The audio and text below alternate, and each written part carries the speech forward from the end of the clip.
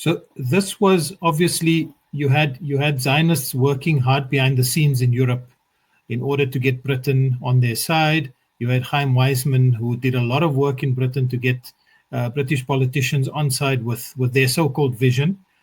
But then you also had some nefarious activities which were pre-planned, which were already taking place in Palestine, because people were being terrorized off their lands. Would you like to enlighten our viewers about what was taking place between the villages, which resulted eventually in massacres all over occupied Palestine as it stands today? Absolutely. I will actually even humanize this subject a little bit more because I spoke about it at length in my book. My father was a freedom fighter. Near my village, my family's village in historic Palestine, which still kind of was located in what we know as the Gaza district, in the northern Gaza district. So that's somewhere between today's Gaza and the Yafa district in at the coast. There was a village called Beit Daras. About 2,000 people lived in that village. And that village, I mean, I tried to trace the history of that village, but you can imagine it's a peasant society. There was not lots of documents available about it, but I did manage to produce some documents from the Mamluk era that mentioned Beit Daras as a place that was used for kind of as a transition or a stopover, if you will, between the Mamluks in Cairo all the way to northern Palestine, particularly all the way to Damascus. And later, Beit Daras was also used by the Ottomans, connecting Cairo all the way to the Asitana in Turkey. Near that village, sometimes I think, if I remember correctly, it was 1884 or 1886. The Rothschild family bought a piece of land near my village, Beit Daras, and they gave it an Arabic name, Taiba. Taiba. Taiba became Tovia in Hebrew. And Tovia was essentially a colony, a small Jewish colony. And it started with some local Jewish locals from that area, but eventually it was populated by kind of Zionist settlers coming from Europe and settling there. The population of Tovia or Taiba started growing. The people of Beit Daras that I spoke with, especially a generation that had a degree of political consciousness, they could not understand what went wrong. How did Tuvia turn from a neighbor of Beit Daras, in which the people would actually go and help the new settlers build their homes? They had no idea that there is a colonial project that is being taking place here. My grandfather himself told me that he actually went and helped build houses because they had no idea how to build houses, especially using hardened mud and that sort of thing. And and and um, and to the extent they also knew nothing about. I mean, this is an agricultural settlement in which the settlers did not know how to farm the land. So the people of Bedaras would go and help them to farm the land because they are our cousins. We are driven to believe based on our religious beliefs and so forth. At one specific point, when the 1948 war and Nakba started, the gunfire directed at Beit Daras came from that same village, that Tuvia, that Taiba village.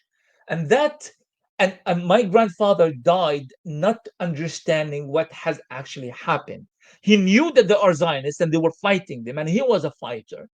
He knew that there were British colonialists who are supporting these Zionists and the Haganah and the other terrorist groups, but he had no conception of why would my Jewish neighbor of old turn against me and start firing at my village. So the invasion of Beit Daras, leading to the massacre of Beit Daras in April 1948, in which about 200 people, mostly women and children, were killed, actually started in that village, in that Jewish colony, Zionist colony called Tovia.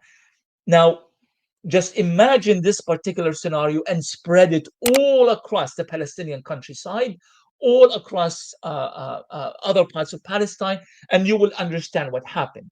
That there was a Zionist movement administering managing, negotiating the establishment of Israel over the land of Palestine, ensuring the flow of weapons, ensuring the flow of settlers and colonialists, facilitating all of that with the help of the British, but also other European powers as well. And on the other hand, in Palestine itself, there was a preparation for something major that was to take place.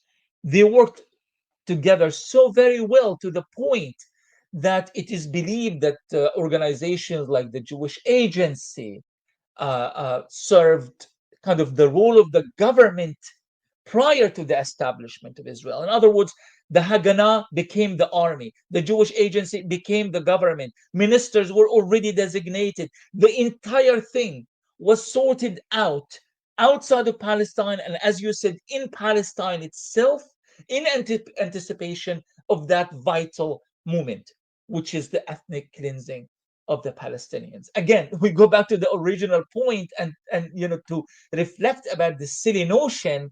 Well, the Nakba really happened because the Zionists, or the Jewish community there, had no other option but to fight back because the Arabs were invading. How do you explain the decades of history of preparations in anticipation of that moment? Ilan Pappy's The Ethnic Cleansing of Palestine is a brilliant start of understanding what was taking shape prior to the Nakba and the ethnic cleansing. And of course, if you want to learn more about what happened in southern Palestine in particular, in reference to what I just said, you can read my book, My Father Was a Freedom Fighter.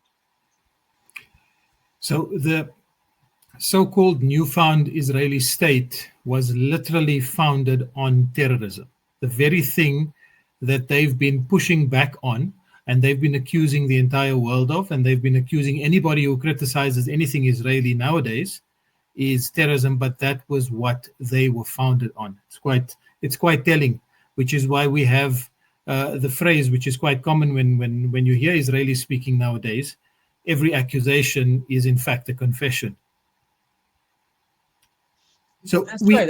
And this is, Khalid, this is not kind of an honest intellectual depiction of the events, considering the fact that Israel was established over the bloodbath of the Palestinians.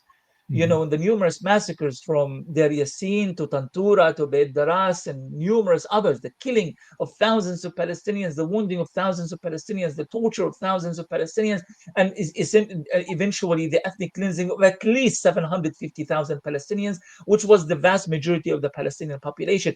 In itself, from an honest intellectual depiction, this is a great act of terrorism. But actually, there's another dimension to it, that some of these Israeli groups and militias, they were actually recognized, like the Stern Gang, for example, the Irgun, they were recognized by the British themselves as terrorist organizations.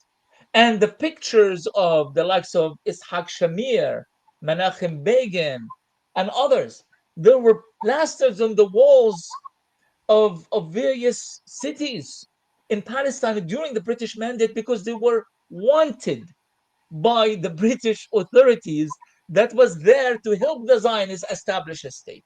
So imagine, even from the British point of view, knowing where allegiances actually lie and knowing exactly what was their purpose in Palestine, they still saw some of the Zionist militias to be so excessive in the way they are trying to establish that state, to the point that they designated them as terrorists. And this is recorded history even for the Israelis themselves. I mean, it cannot be denied, and it's not our own estimation of that history.